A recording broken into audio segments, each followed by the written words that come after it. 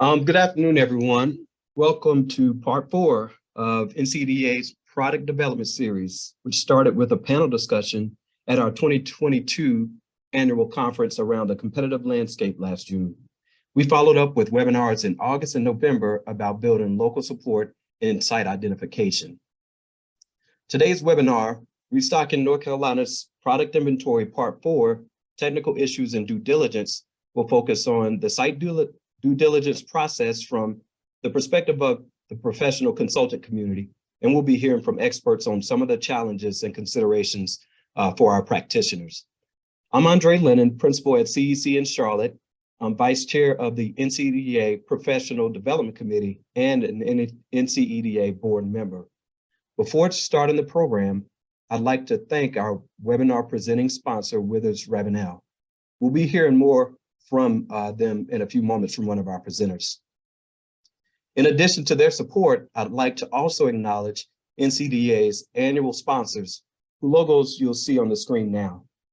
These companies and organizations support every component of NCEDA's expansive mission and our growing body of programs. We thank all of these sponsors for their generous support. Multi-part series that benefit our membership like this one result from their support. Thank you again. A continuing challenge facing our economic development community in North Carolina is available product inventory. This issue is multifaceted with many challenges to consider as communities strive for site readiness. Today, our webinar will examine the importance of site due diligence. Our panelists will explore how site due diligence relates to site readiness for prospective economic development projects. We will discuss various due diligence topics, included the site master planning process, zoning considerations, transportation, environmental issues, utility and infrastructure availability, and geotechnical considerations. This conversation continues to be relevant in North Carolina and across the South. Due to low inventory, many states and regions are working to identify new sites. And while the local and state economic development offices are doing a lot of the legwork, many allies of the economic development community are supporting their efforts. NCEDA led an effort to develop a reference matrix to identify and explain the resources and roles of some of these allies. In North Carolina specifically, there has been a concentrated effort to identify and invest in the new megasites of the future, which is supported by a coalition of partners and allies and led by the EDPNC. Before I introduce our panelists, I will advise you that if you have any questions, just like Liz mentioned earlier, please submit your questions in the Q&A box on your screen. We should have some time at the end to answer those questions. Now I'm pleased to introduce our panelists who I'm excited for you to hear from today. First, Jason Bertoncino is the Growth Officer at Withers Ravenel. He has over 25 years of engineering experience, including numerous projects focused on economic development and due diligence. He has helped municipal clients and private developers with site preparation and development, which has helped bring thousands of jobs to North Carolina communities. Thanks, Jason. Next, we have Joe Starr, and he's a senior environmental engineer and senior client development manager at Terracon Consultants. Over his 25-year career, Joe has supported clients across many industries, including commercial real estate, advanced manufacturing, transportation, power generation, local government, and state and federal agencies. With that, I'm going to hand the mic over to Jason, who will briefly provide welcoming remarks on behalf of our presenting sponsor, Withers Ravenel, and then he'll transition into the discussion of site due diligence. Jason, it's all yours. Thank you, Andre. We appreciate the opportunity to sponsor today's program. And for those of you that don't know us, we are a full service site civil, land planning, and surveying consulting firm with 9 offices and almost 400 employees throughout North Carolina. As an ESOP, all of our full-time employees are owners. Somewhat unique to our firm are teams dedicated to both funding assistance and asset management solutions for local governments. Again, thank you for the opportunity. And thank you for all of the efforts that all of you provide to our communities throughout North Carolina. All right, let's jump right in here. So due diligence, what is it? Why is it important? I will start by saying I apologize to all of you seasoned veterans out there. You probably know the topics we're getting ready to discuss well. Hopefully you can pick up something new. Some of you may even recognize a few of the images that Joe and I have in today's presentation. We have set today's webinar up with a focus to assist our newer practitioners. First step in any site development process is to identify the scope and intended outcomes. We have worked on projects where we had to determine a go or no go in a matter of a few weeks for a very specific project purpose. We've had projects that we've worked on for a couple of years. We had time to fully develop an industrial park that will serve the community well into the future. Understanding the intended outcome will allow you to work with your board, your other stakeholders, to set expectations and for the risks and for the rewards involved with the project. Risks in site development are most often time and money, and we know both of these resources are limited. As practitioners, you are typically tasked with making wise investments and often asked to protect public expenditures. It is important that you work with all of the stakeholders in your process to understand the project constraints and expectations. You may not know all of the opportunities and constraints on day one, but it is something you will need to establish early in the process to help with a good use of due diligence resources. For today, we're going to operate with the assumption that you've already identified a site that you believe will fit your project needs. And with that, the simplest definition for due diligence is risk management. How do I spend short amounts of time and money to make sure that I do not make a mistake with large amounts of time and money? Working with your consultant team, you will evaluate whether the site can accommodate your intended use. You will identify the site information that already exists in the process and the information that you still need to make an informed decision on whether to proceed with the project based on your and your board's understanding of your risk tolerance. As a side note, for most entities, especially publicly funded ones, the risk tolerance is very, very close to zero. That makes sense. That's okay, but it will impact the project timeline. Usually time and money and risk are all related in some sort of complicated equation, but it is important to deliver this message so everyone involved understands. All right, Andre, ready for the next one there?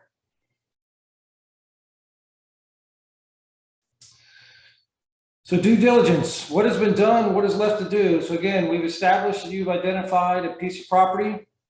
You may already own it. If so, that may change the approach somewhat, but more often than not, you do not own the property. So you need to ask yourself, why are we looking at this piece of property? Did you go through a site ID process? Did a realtor bring it to you? Did you just hear that a farmer or developer was willing to sell? Hopefully there are some reasons that this property is being considered beyond just that it was available at the time. Working with your consultant team, you will review the information that already exists. You may, for instance, already have a boundary survey that the previous owner prepared, and what information you will need to complete to prepare and review prior to purchasing the property and moving forward. Key side note here again, please make sure you discuss with your consulting engineers or other practitioners what you're scheduled for closing dates and other time constraints you might have on the project. That's a really good way to set expectations early and not end up sort of at the last minute with everyone scrambling to get what's needed done. We talk about due diligence. There's several things to consider. Zoning, is the property zoned? Does it need a rezoning? That will certainly take time. Light industrial zonings, heavy industrial zonings, some sort of business district, all things you may see if you're looking to do an industrial park.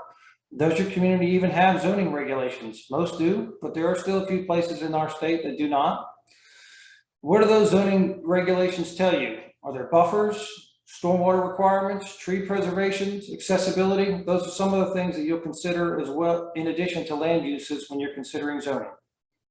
We talk about surveys, boundary surveys, topographic surveys. Certainly at different parts of the due diligence process, you're going to ultimately need some field surveys.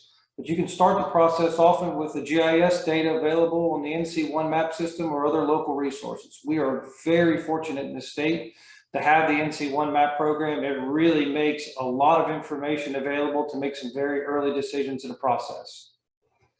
When it comes to environmental constraints, Joe's going to discuss all of these in much greater detail a little later in the presentation. I will say as a general rule, if you don't have time to do anything else, a preliminary wetland evaluation is very valuable in the due diligence process. Joe's also going to discuss the geotechnical analysis in a lot more detail a little later in the presentation.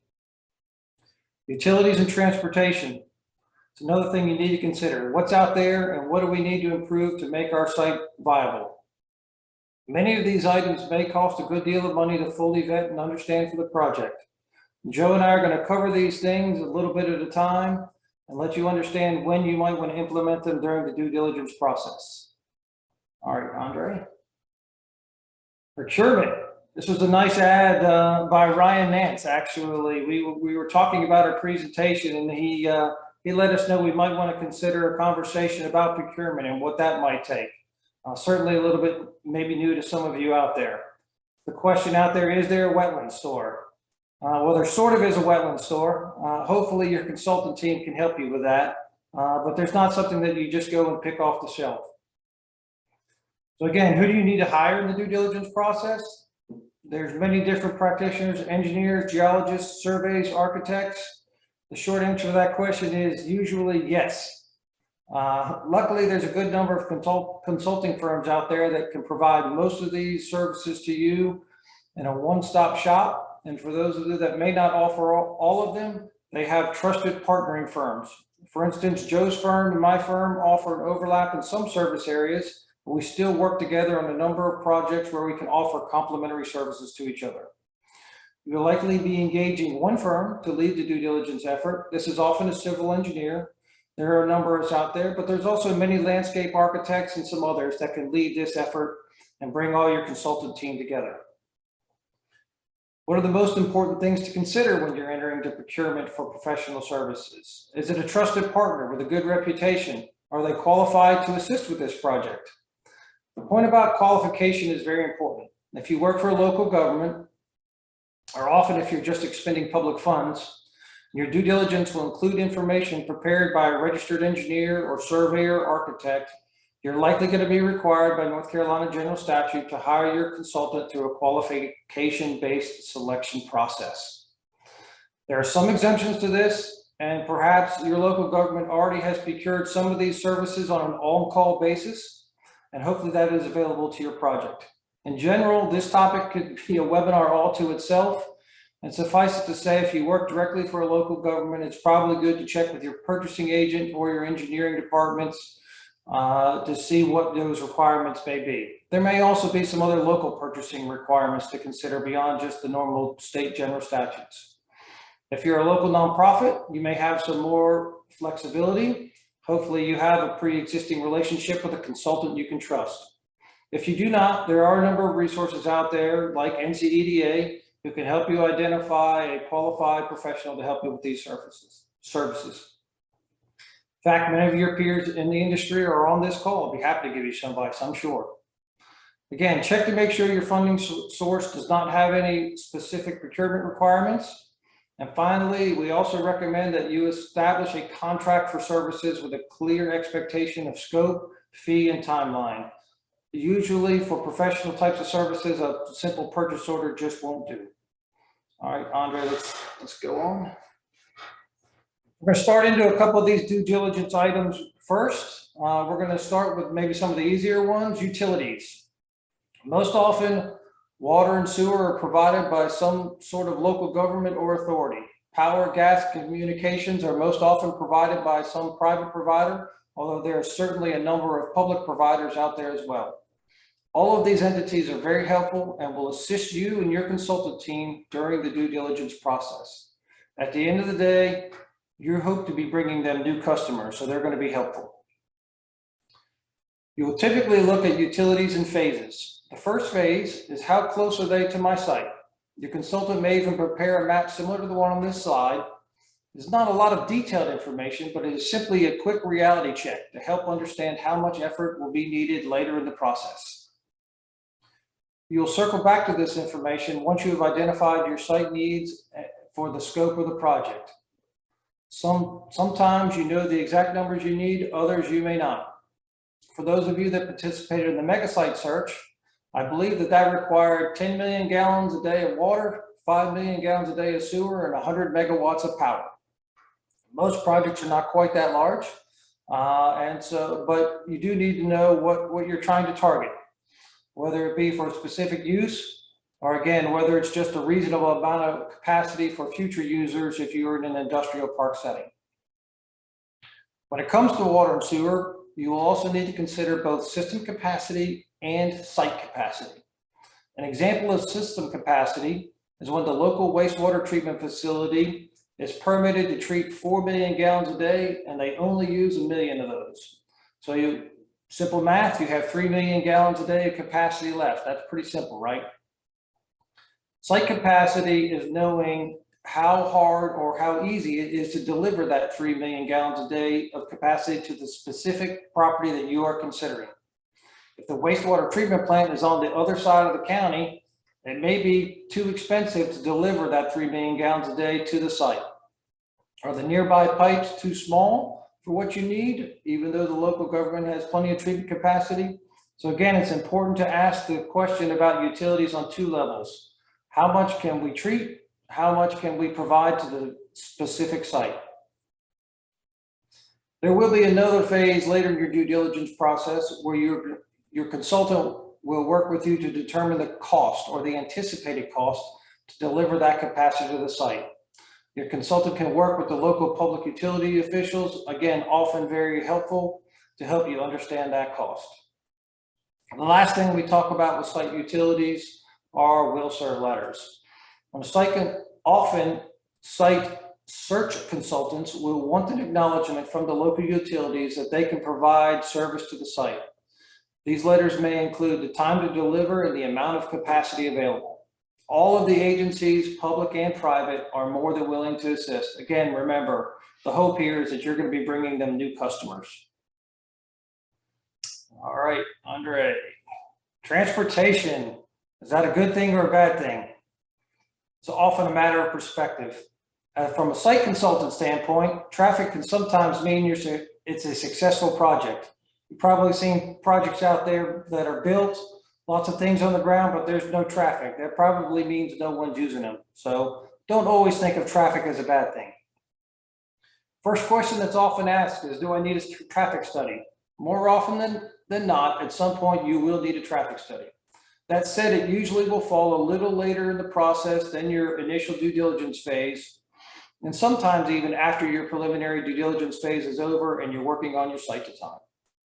While it is always better to understand as many of the site requirements as you can as early as possible to adequately complete a traffic impact analysis, you will probably need to understand the proposed intensity of the project and likely the number of access points you will need to complete the study. So again, you're going to need to understand a little bit about what you're proposing on the site and how intense it will be before you can get too deep into the traffic study process. The cost for these studies will also vary with the amount of traffic in the area and the number of nearby intersections. So again, it's maybe something that happens a little bit later in the due diligence process, but it will also be an important part of the process. The study will consider each of the bullets that you see on this slide to include how my proposed traffic and roadway network will impact other driveways, intersections, and users of the roadway network. It's a very important part of the process, not just for the good of the local community that still lives there, but site access and road networks are a key component for many larger industrial projects. Last consideration in transportation is whether or not the site is rail served. This can obviously be a great advantage for the site. So if you have a railway adjacent to your site or at least very nearby, make sure you and your consultant discuss the availability for the adjoining rail provider to the site. Typically, you will not have to figure out the final or exact rail solution, but simply understand whether or not it is available. And with that, I will finally turn it over to Joe to give the details of the environmental constraints and geotech reports. Thank you very much, Jason. Great start, and certainly appreciate the information and the insight to get us going. And good afternoon, everybody. Thank you very much for joining us today. So as I shift into a discussion here on environmental and geotechnical considerations, one thing that Jason highlighted here that I think is important to keep in mind is it's really helpful to engage your consulting team early in the process as you're first identifying that piece of property that you're thinking about acquiring.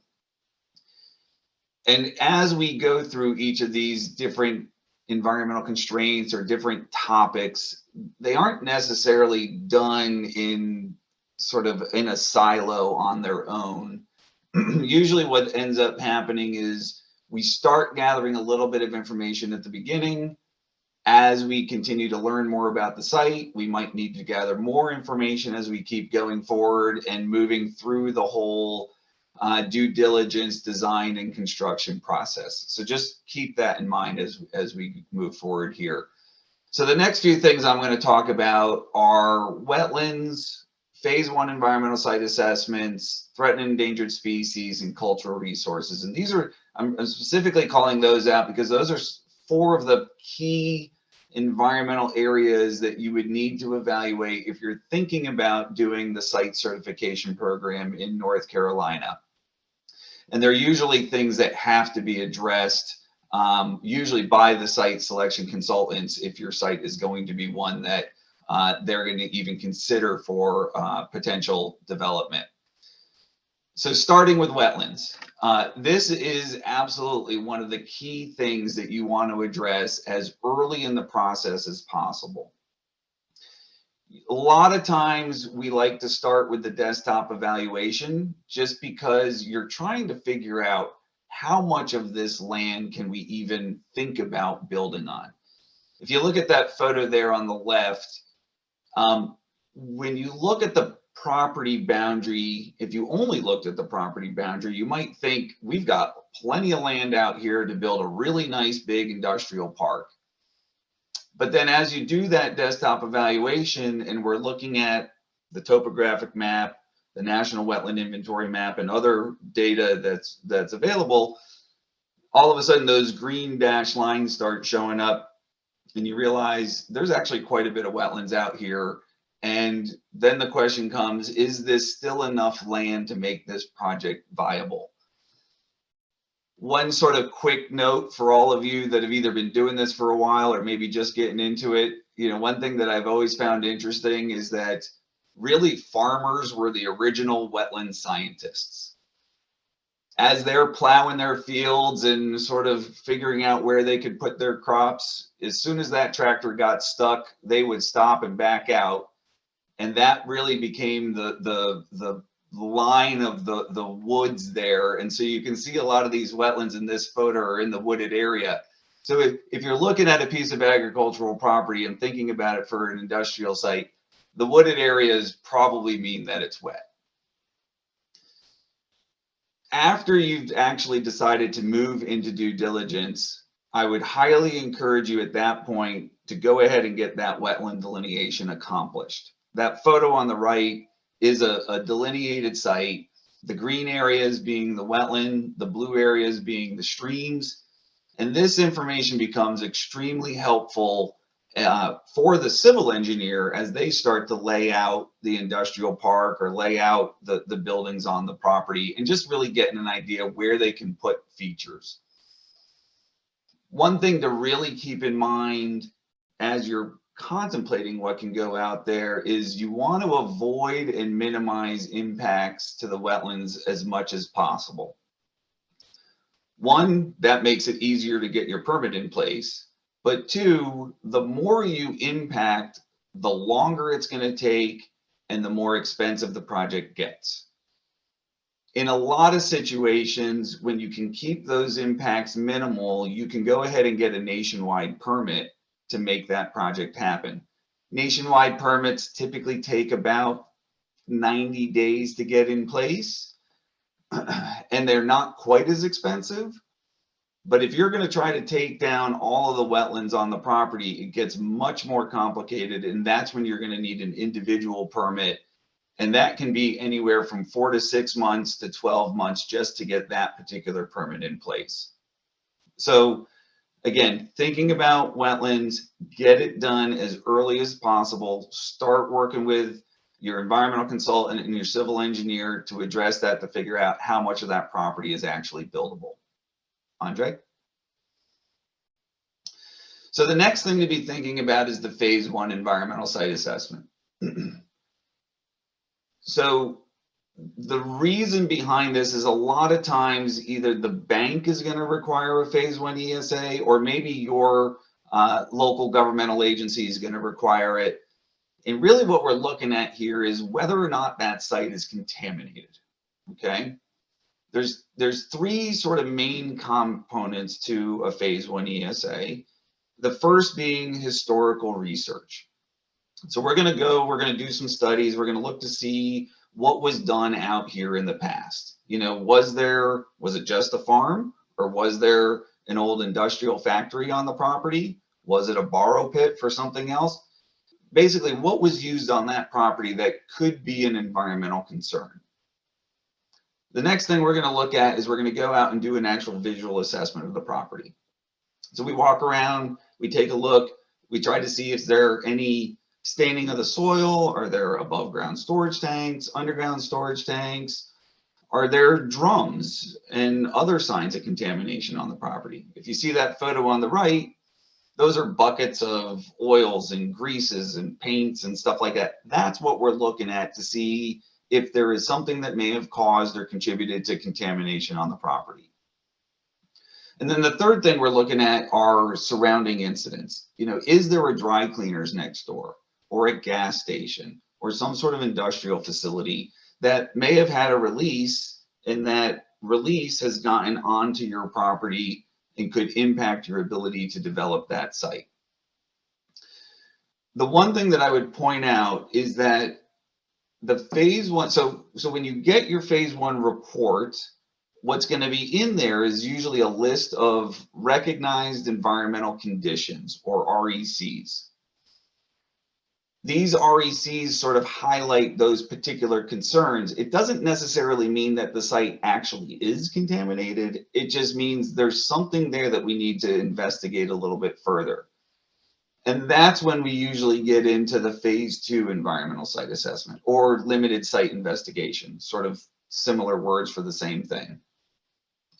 When we do the phase 2 ESA, that's when we go out onto a property, we drill down into the soil, we collect soil samples, groundwater samples, we might be sampling soil vapor and things like that.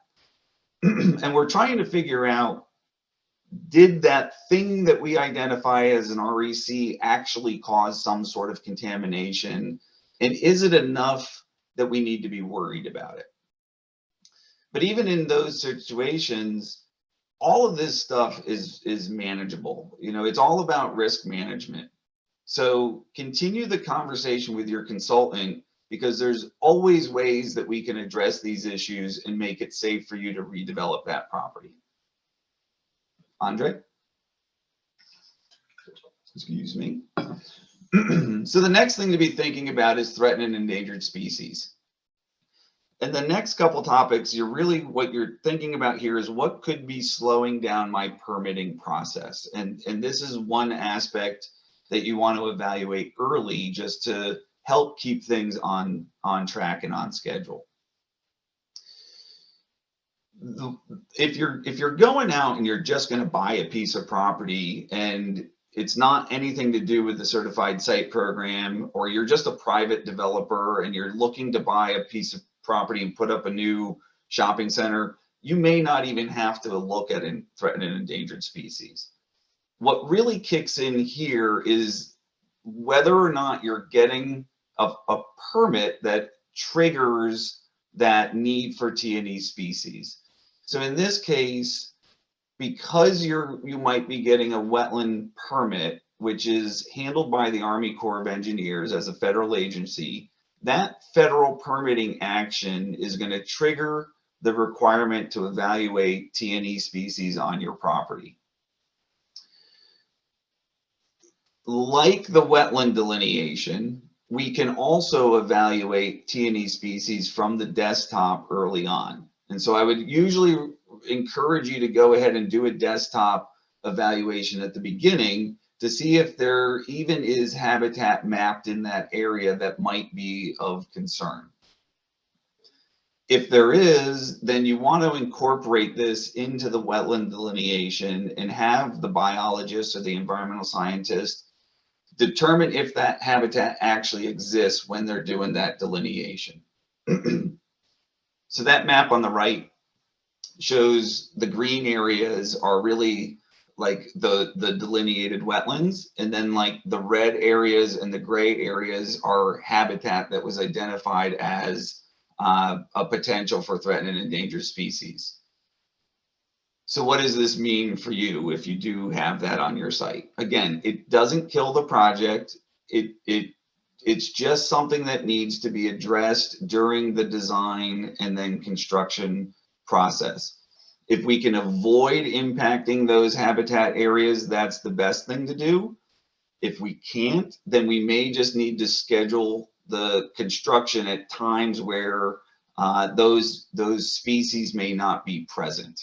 Again, way more detail than we wanted to go into here today, but just keep in mind, address it early so that we can figure out a plan to help make sure that the project goes forward on time. Andre? So the next thing to be thinking about is cultural resources. And so what we're really talking about here are historic properties and archaeological sites. And one thing, forgive me, I got to get this off my chest. You know, the thing that is frustrating or challenging for me is that they consider historic properties anything that is 50 years old or older. And so now my daughter is calling me historic, and I don't really appreciate it, but we're moving on. So when dealing with cultural resources, again, it's something that you want to address early. And it is something that gets triggered by the federal permitting process, just like threatened and endangered species. So if you need the wetland delineation, you're going to need to do, or most likely going to need to do, the cultural resources evaluation. Similar to threatened and endangered species, we can do a desktop evaluation to see, is there anything mapped in that area that we know of that could trigger a field investigation? The thing that's a little bit more challenging with cultural resources is we haven't mapped all of these resources yet. And what I mean by that is we might know that a Native American tribe lived in a particular area of that county, but we may not know exactly where they had settled in that area until somebody has gone out and done an investigation and looked for relics or artifacts of that habitat. And so I say that because there are times where we may submit information to SHPO from that desktop evaluation, and it may not indicate that there would be something there, but they may still come back and say, no, I understand that, but based on X, Y, and Z, we still want you to go out and do an actual field investigation. So if you look at the map on the right, all of those white dots are essentially shovel test pits. So this is what the archaeologists are doing when they go out in the field. They dig a hole, they go down a little ways beneath the surface, they sift through the soil, and they're looking for relics or artifacts or things that would indicate that somebody had been living there previously. Now, just because you find something on site, again, it does not mean it's going to kill the project. It just means it's something that we need to address, which is also why we want to be able to figure this stuff out as early as possible.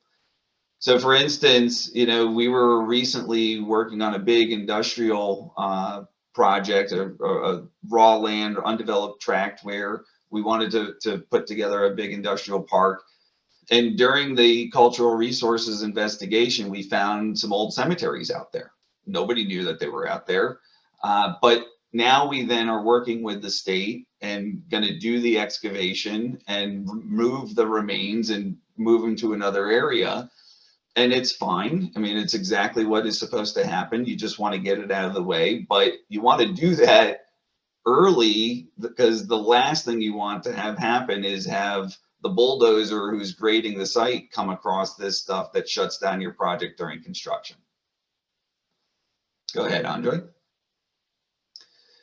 So, but what else do you need to be thinking about? So those other things that I just addressed are sort of the key things that you would need to do from a checkbox standpoint when you're thinking about the certified site program. But there are other things you want to be thinking about from an environmental constraints analysis also. And one of the big ones is air permitting.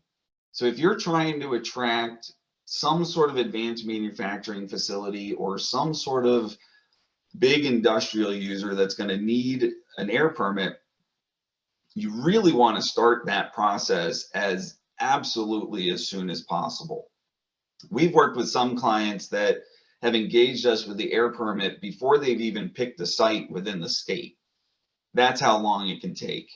The Department of Air Quality is very good to work with. You want to make sure you have the right people on your team to figure this out. And usually that owner or that client knows that they're going to need an air permit. At least they should know they're going to need an air permit. But either way, you want to have that conversation fairly early so that you can, again, address this before all of a sudden you get to a point where you realize that that becomes the critical path for getting that facility up and running. The other thing I mentioned here on the asbestos consulting side, I mean, it's important. It's something that you'll need to think about, but it's not necessarily something that has to be addressed during due diligence. The thing to keep in mind with this asbestos is that if you have structures or buildings on the site that are going to be either renovated or demolished, you will need to do an asbestos survey of those structures and remove that asbestos before you can demolish those buildings. Again, a lot of times you can defer that cost until you get into more of the design stage, but it's just something to be thinking about moving forward. All right, taking off the environmental hat, putting on the geotechnical hat, let's talk about soil. And again, I'm talking about soil, not dirt. They're very different. You'll get some geotechnical engineers upset if you call it dirt. Dirt's what comes in the house on your boots. Soil is what keeps your building up. So again, as we're talking about geotechnical engineering, the thing to think about here is, again, we're talking about soil. Soil is compressible, it can settle. And so how do we look at that site and how do we make sure that whatever building you put out there, whatever bridges, roadways, parking lots, all of that, they stay in place. They don't settle, they don't become the Leaning Tower of Pisa. That's what we're focused on here. So when you're in that phase of thinking about purchasing this particular piece of property, you might want to go ahead and do that desktop evaluation for geotech also. We call it stage one. Other people handle it a little bit differently. But what we're doing is we're looking at our historical information and we're looking at a bunch of publicly available data, and we're able to pull together an anticipated model of the geotechnical conditions on that particular site. This will help you understand early what type of soil you might have, how deep it might be to bedrock, or where the groundwater level is expected to be. And all of those are key factors in determining how much is it going to cost to grade the site and what type of foundation systems might we need to use based on what the anticipated use is. And the other thing to remember here is, depending on where you're at in the state, the geotechnical conditions are very different. So if you're out on the coast and you're dealing with coastal plain soils and sands, that is very different than if you're out in the mountains and dealing with shallow bedrock. So getting an idea of what those conditions are early in the process becomes also a very key component to whether or not that site is suitable for this use and how much it's going to cost to develop the site. Once you've done that desktop evaluation and you've committed to this particular piece of property and you're entering into due diligence, that's when you would typically are going to do a preliminary geotechnical investigation. Again, in this case, you're thinking you've got an industrial park, or you're not exactly sure what the project is going to be or what the tenant is going to be. And so you're really just trying to get a sense for what is generally out here. The information shown there on the slide as far as the number of acres and how many borings per developable acre, that comes right out of the certified site program. And so if you look at that map on the right, excuse me, the gray dots and the red dots, those are more like the preliminary borings. You can see they're spaced a little bit further apart. They're just trying to get a general idea of what's going on that site. Once you get into the full scale design and you know that where your building is going to be and some of your other features are going to be on the site, that's when you start filling in with additional borings like the yellow and the teal looking shapes there. Go ahead, Andre. So then you're getting into the sort of the full scale design from a geotechnical standpoint. And just keep in mind, you will need to do more borings. It may be on you as the local economic developer, but more likely it's going to be on whoever the client or the tenant is that's looking to come onto that property. But other things that we're looking at is we're trying to make sure we've got enough borings in the buildings, maybe where the columns are, the foundations are going to be, you know, in the roadways, the parking lots. Stormwater ponds is another critical item. You know, we usually are getting the seasonal high water table information to be able to provide that to the geotechnical engineer as they're designing the stormwater flow for the site. And then also retaining walls. And that graphic there is really just to help you get a sort of a sense for what we're looking at from a geotechnical standpoint. That would be a cross section right there with each of the colored lines being individual borings. And really what you can see there is that there are different layers of clays and sands and fill, and even there at the bottom, the Yorktown Formation really is bedrock. And as I mentioned earlier, each of these behave very differently under loading. And so we're using this information and communicating with the structural engineer and with the civil engineer to help figure out where is the finished floor elevations going to be, how much is going to need to be cut or filled based on the grading plan, and what type of foundations are going to be needed out there to support that kind of structure. So there's a lot that goes into it. And like I've said with the other things, you sort of build over time. And over the life of that project. So I believe that's it. I'm going to turn it over to Jason again to take it from here. Thanks, Jason. Yeah, thanks, Joe. That anecdote about farmers is perfect. The farmers really do know where all the good land is. With that, we're going to start wrapping up this presentation with bringing an understanding of how we bring all this due diligence information together in a meaningful way so that all of your stakeholders can make an informed decision on whether or not the property that you've identified fits the needs for the communities. As many of you know, there are several documents, pages and pages of information in your due diligence packages, but most often the most important ones are the maps. Typically, maps are the easiest way to convey the most amount of information in the most straightforward way possible. Buildable area map that you see here is really one of the first passes at creating a visual presentation of your due diligence efforts. Your consultant may even be able to create this buildable area map before most of the due diligence is completed, or sometimes before most of it is even started. This gets back to what we talked about earlier, time and money and risk. Time constraints relative to the project. If you've got a little extra time, this is a really nice step. In this example, we generated this information using the NC1 map system. Again, I can't tell you how fortunate we are in this state, as well as other local GIS resources. We used the information available to, quote unquote, eliminate portions of the site that have floodplains, the desktop wetland survey, steep slopes, other site constraints. And then we prepared this map to identify which areas are likely available for use and which sites will likely be constrained. So you can see in this case, the orange sites are maybe 2/3 of the site. How does that affect the property value? If the time is available, how nice would it be to have this understanding and be able to articulate it to your stakeholders before you commit significant time and monies and resources to the overall due diligence process. This is a really nice way to get started in just understanding where you're beginning. All right, Andre. Next, and a little bit more meaningful maps, are concept plans. Here we're showing a couple of different concept plans. They're very similar, but they were created for very different purposes.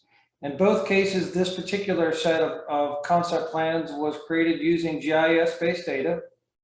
That said, if you have more real data available, be it a boundary survey or a topo or a field wetland report, the more accurate the data that goes in, the more accurate and the better quality the data that comes out. You can never underestimate the value of that. Again, we talk about the notion of risk management. The better your data, the lower your risk. The map on the left was created for marketing purposes.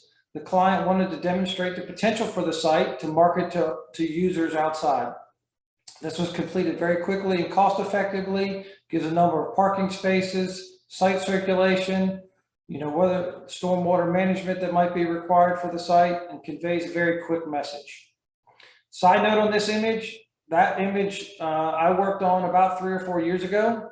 My client ultimately did not decide to move forward with the site, but I was driving by this particular site last week, spotted it from the interstate, pulled off to take a look.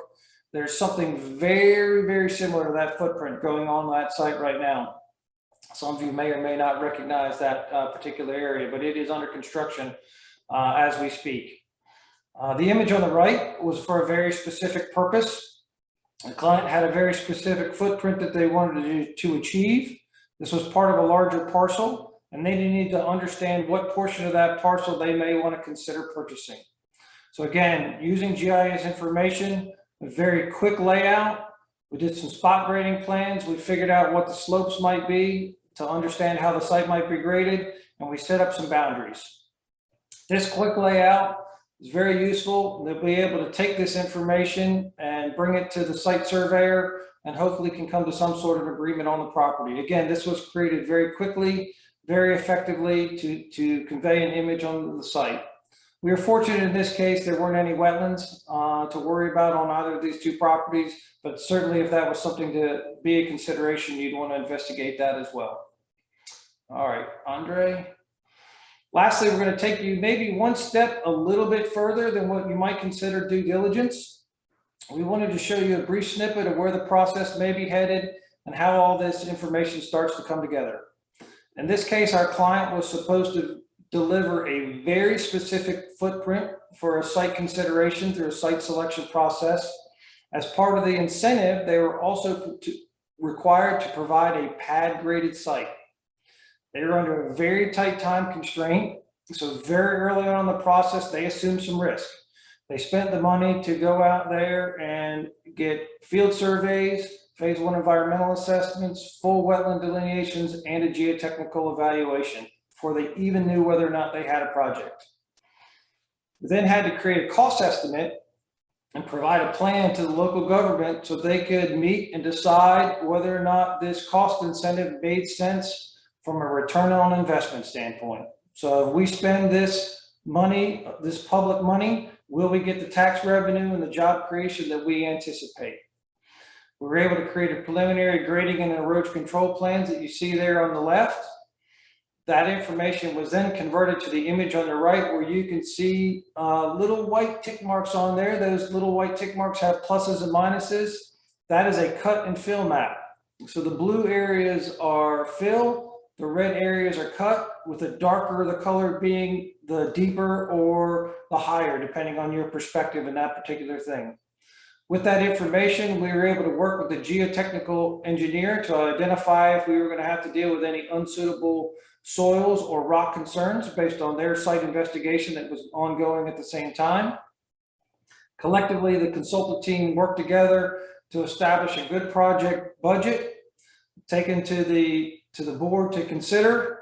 By the way, they did come in on time and under budget on this particular project. Doesn't always happen, but it worked very well in this particular case.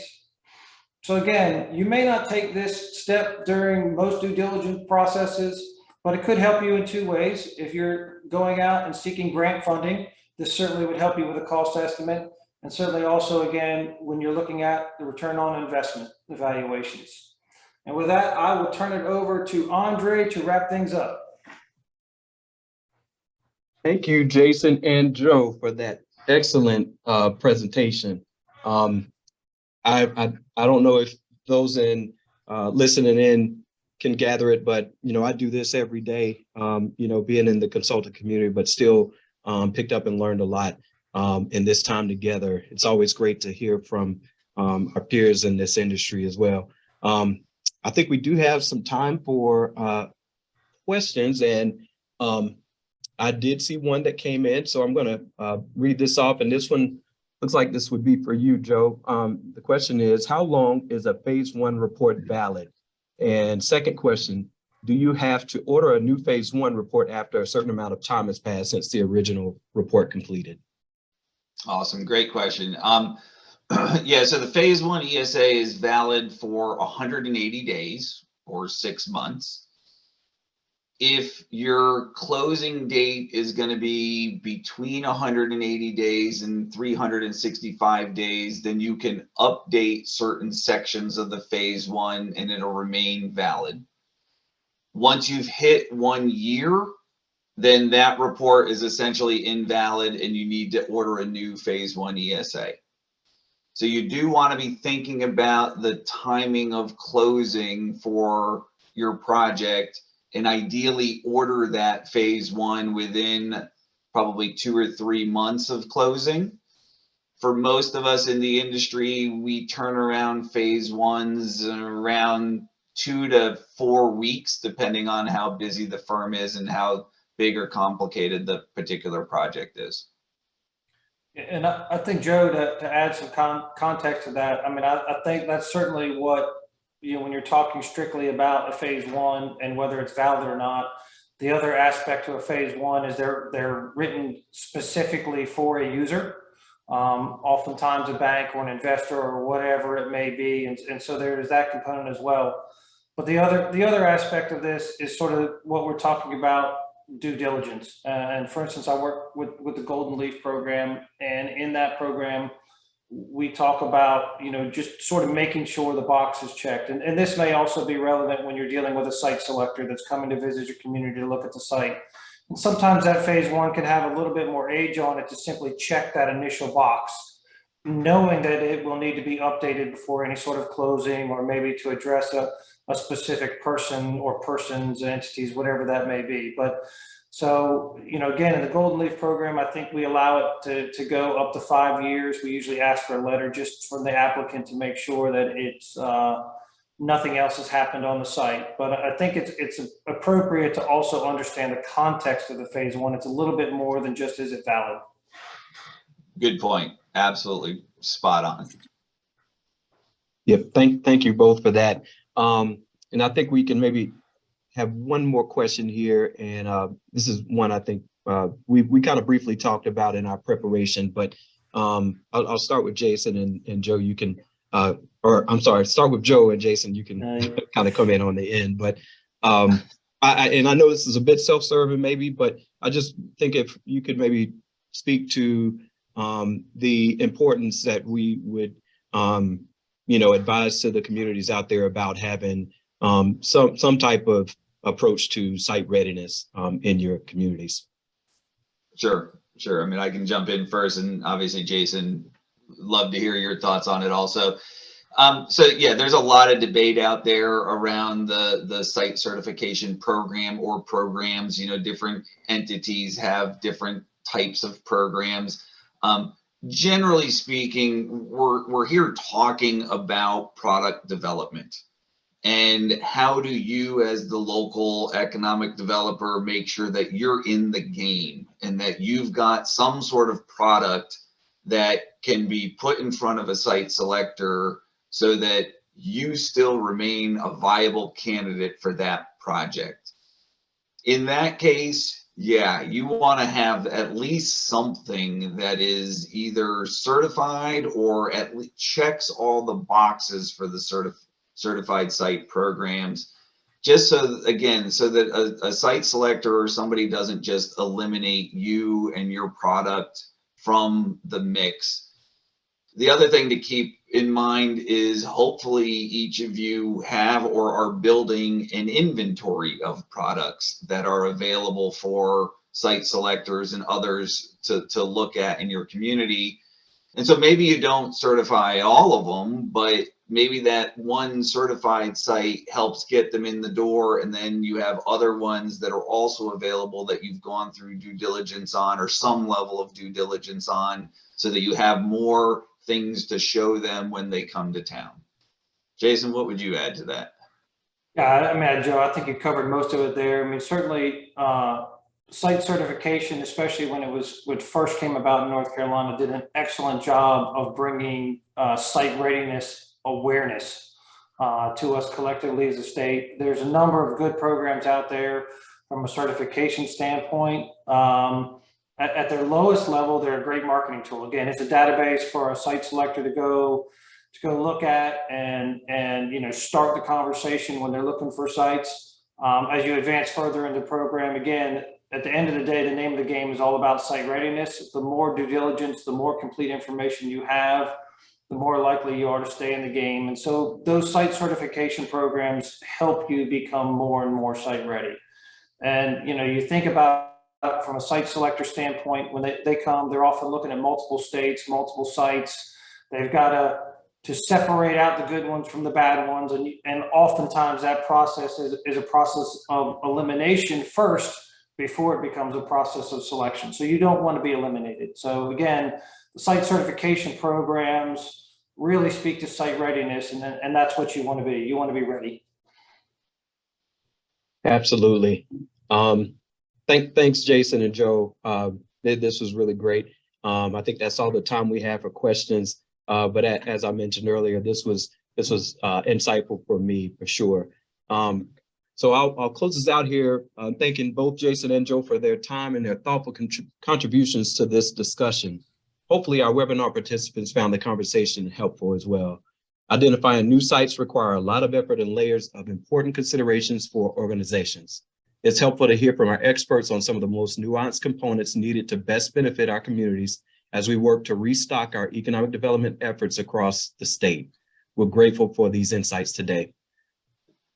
We'll continue our in-depth review on this theme in our upcoming webinars, focusing on legal structure, partnership models, and available resources. Thanks again to our presenting sponsor, Withers Ravenel and Jason today, and all of our annual sponsors. And our thanks to each of you for joining us today. Watch your email for upcoming in-person and virtual professional development events, including a market forecast webinar on March 23rd, and our final product development webinar regarding legal structure and partnership models on May 2nd.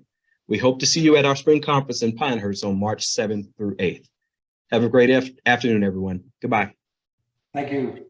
Thanks, everybody.